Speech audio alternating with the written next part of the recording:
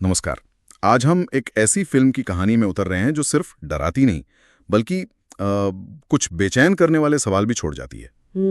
2023 की सफेद वैन वाला आदमी। हमारे पास इस फिल्म के प्लॉट का पूरा ब्यौरा है और आज हम देखेंगे कि ये कहानी डर, अनदेखी और वो जो कभी न मिलने वाला न्याय होता है उन विषयों को कैसे सामने लाती है। हाँ, कहानी का जो केंद्र है वो है एक सफेद वैन और एक रहस्यमयी आदमी। सालों से युवा महिलाओं को निशाना बना रहा है वो। शुरुआत होती है 1970 में एक अपहरण से। बिल्कुल। और ये फिल्म जो समय में आगे पीछे जाती है ना, 1970, 71, 72, 73, फिर 1975, ये सिर्फ कहानी कहने का तरीका नहीं है। ये दिखाता है कि ये कोई एक घटना नहीं बल्कि एक लगातार चलने वाला आतंक है, हत्यारे का एक पैटर्न है। हाँ, एक पैटर्न जो सालों से चल रहा है। और 1975 में कहानी एनाराम की लड़की पर फोकस करती है। चर्च लौटते वक्त गैस स्टेशन पर पहली बार वो उस वैन को देखती है। हाँ। और वैन में बैठा आदमी उसे घूरता है, लगता है बस यहीं से वो ऐना के पीछे पड़ जाता है। सही कहा। वो पहला सामना ही काफी सिहरन पैदा करने वाला है। बिल्कुल। हाँ, और जो बीच बीच में फिल्म 1971, 72, 73 की झलकियां दिखाती है, उससे ये साफ होता है कि आदमी कितना बेखौफ है। मतलब वो दूसरी लड़कियों का पीछा करता है, उन्हें अगवा करता है और मार देता है बेरहमी से।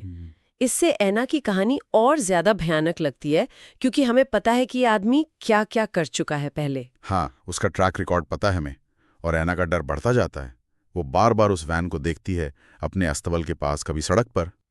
उसकी दोस्त भी नोटिस करती है और वो गुस्से में वैन पर पत्थर फेंक कर भगा भी देती है उसे। हाँ, वो वाला सीन। एक बार तो घर के पास भी वैन दिखती है जिससे वो बुरी तरह डर जाती है। हाँ, बहुत ज्यादा। हालांकि बाद में पता चलता है कि वो प्लम्बर की वैन थी। लेकिन वो जो एक पल की राहत होती है वो उसके मन के गहरे डर को कम नहीं करती। और यहाँ एक बहुत अहम बात सामने आती है ना? कौन सी? कि आना अपने परिवार को, अपने घर वालों को समझाने की कोशिश करती। हाँ, लेकिन कोई उसकी बात को मतलब गंभीरता से नहीं लेता। बिल्कुल। माता पिता सोचते हैं शायद वो ज्यादा सोच रही है या कोई राहगीर होगा, रास्ता भटक गया होगा। और ये जो अनदेखी है ये आना को कितना अकेला और असुरक्षित महसूस कराती होगी, जरा सोचिए। हाँ, ये अनदेखी तब और खतरनाक हो जाती है जब आना और उसका छोटा भाई घर पर अकेले होते हैं। अच्छा, वो सीन जब हाँ, भाई खिलौना बंदूक दिखाकर उस वैन ड्राइवर को डरा देता है।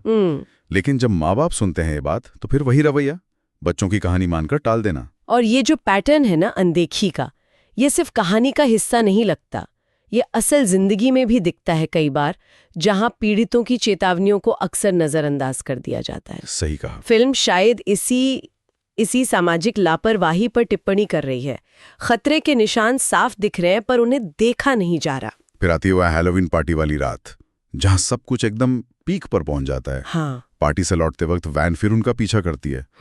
ऐना का घोड़ा गिर जाता है। हाँ। और उसे अकेले भागना पड़ता है। वो किसी तरह वैन के नीचे छिपकर अपनी जान बचाती है। वो सीन वाकई बहुत तनावपूर्ण है। बहुत ज्यादा। और जब वो अस्तबल पहुंचती है तो सोचती है कि शायद बच गई। हाँ, एक पल को लगता है कि अब सुरक्षित है। लेकिन हत्यारा वहीं इंतजार कर रहा होता है, वो हमला करता है। मगर तभी एक अप्रत्याशित मोड़ आता है। हाँ। ऐना का घोड़ा वो हत्यारे को जोर से लात मारकर बेहोश कर देता है। ये थोड़ा फिल्मी जरूर लगता है ना? हाँ, थोड़ा नाटकीय तो है, पर शायद ये दिखाने का तरीका हो कि जब इंसान मदद नहीं करते तो कभी कभी प्रकृति या जानवर की सहज प्रवृत्ति ही रक्षक बन जाती है। हो सकता है। या शायद ये सिर्फ एक थ्रिलर मोमेंट है कहानी को आगे बढ़ाने के लिए। खैर, ऐना भागकर घर पहुंचती है। हाँ, अपनी बहन को चिल्लाती है दरवाजा खोलने के लिए। पर तब तक हत्यारा होश में आ जाता है और दरवाजा तोड़ देता है। मगर यहाँ दोनों बहनें कमाल की हिम्मत दिखाती हैं। हाँ, वो घबराती नहीं है। वो खिड़की तोड़कर भागती हैं और आखिर में उसी हत्यारे की वैन से उसे टक्कर मार देती हैं। बिल्कुल। और ठीक उसी समय पुलिस भी पहुंच जाती है। तो लगता है कि चलो, अंत भला तो सब भला, बुराई पकड़ी गई। हाँ, यहाँ पर ऐना और उसकी बहन की बहादुरी साफ दिखती है। जिस खतरे को सब नजरअंदाज कर रहे थे उसका सामना उन्होंने खुद किया।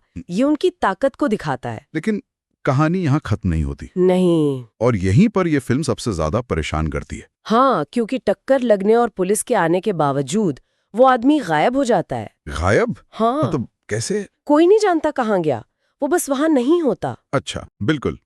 और फिर 1 महीने बाद फिल्म दिखाती है कि वही आदमी एक नई सफेद वैन खरीद रहा है। नई वैन? ओह।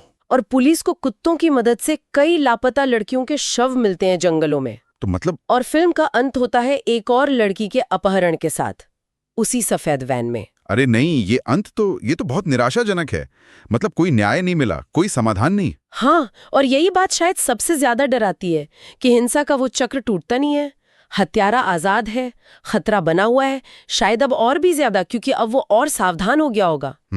फिल्म बिना किसी राहत के, बिना किसी समाधान के खत्म होती है। तो फिर ये कहानी हमें कहाँ छोड़ती है, क्या सोचने पर मजबूर करती है? मेरे ख्याल से ये हमें सोचने पर मजबूर करती है कि समाज में ऐसे शिकारी, ऐसे खतरनाक लोग कैसे इतने लंबे समय तक बेरोक-टोक घूमते रहते हैं।